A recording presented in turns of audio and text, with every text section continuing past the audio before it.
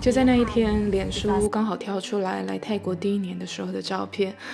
我突然间很想要对照片上过去的自己说说话，因为当我看到这张照片的时候，我就能够清楚地感受到当时的我所有的复杂情绪。那个时候我还记得你来之前最担心的事情，现在回想起来真的是一件很小的事情。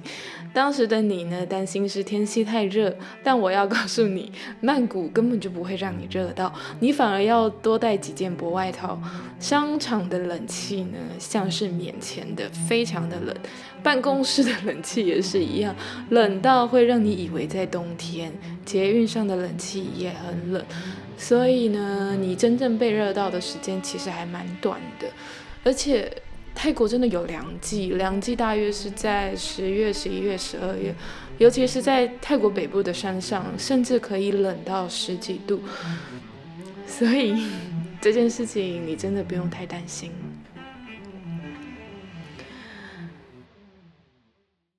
但我必须要说，当初你做的一些事情，我现在当下回想起来，我都感觉到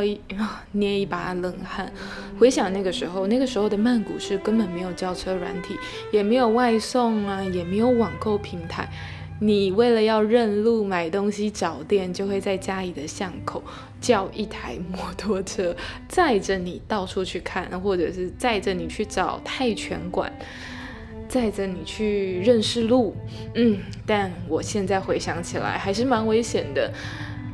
其实我觉得在泰国最危险的应该是说在曼谷啦，在曼谷最危险的应该是交通。不过我也很能够体谅你了，因为我也知道当时也真的没有其他的办法，但还是要记得，就是搭摩托车的时候一定要戴安全帽。整体而言，真的很感谢上苍的保佑。不过我还是要赞美你的勇气。当初你来的第一家公司真的没有很好哦。主管不教你之外呢，薪水还跟你在台湾谈的不太一样，直接被砍半。你那时候也还年轻啦，对，所以呢，你也是忍都不忍嘛，所以就火速的跳槽到跟原本公司相差10万8千里，一南一北的另外一个公司去。我觉得整体而言，这是你来泰国做过最好的决定，也直接影响你后来的人生。虽然说遇到这种事情，真的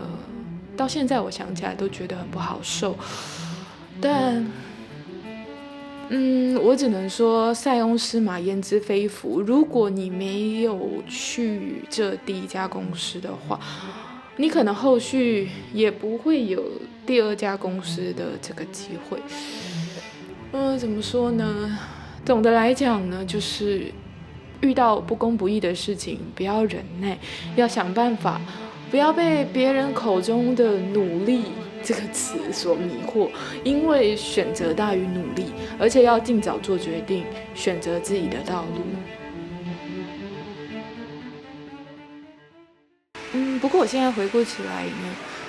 还是有吃到一些教训。因为曼谷其实跟当初网络上讲的不太一样，所以因此你会错估一些事情，这源自于他们的资源跟你不一样，还有环境啊、际遇其实都不同，而且网络上大多都是讲正面的，风险跟负面很少会提及。所以应该要好好思考，然后独立的去判断这个资讯，否则如果你参考错误的资讯而做决定，最终只是徒劳无功。所以也推荐你不要光看网络，也要多多请教人，然后自己要真的多多思考。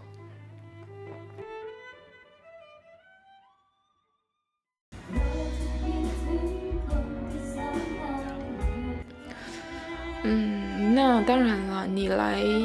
泰国曼谷最大的功课应该就是关系了吧？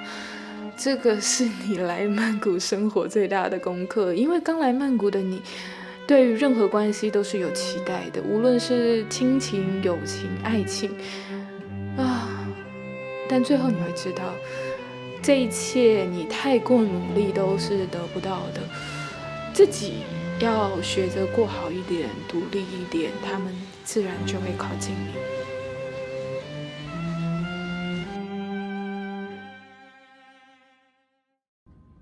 你来泰国是很有自己的想法的，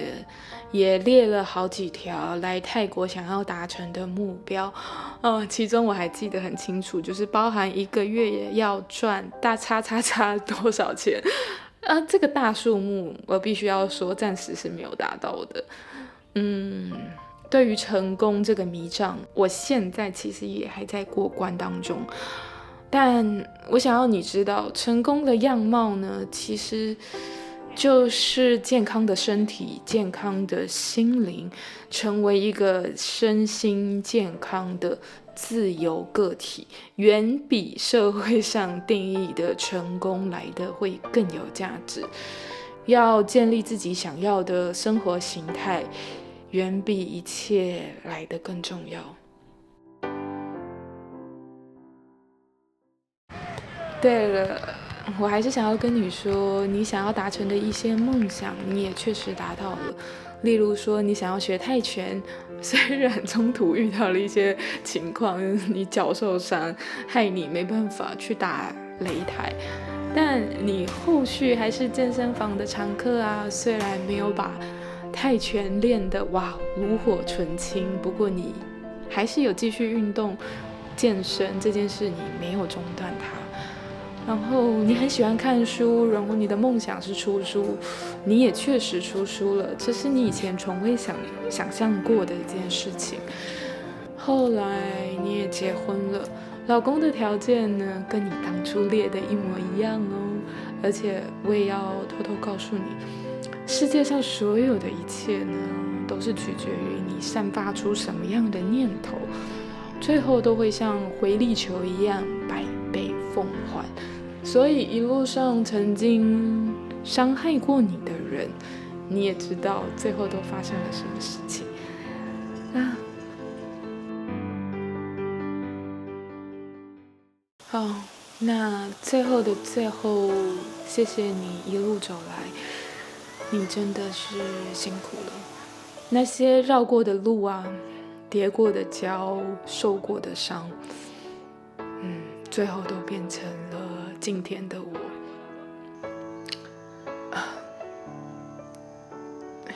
你没有想象中的脆弱，所以呢，千万记得要无时无刻好好的爱自己。之后我们再继续并肩前行吧。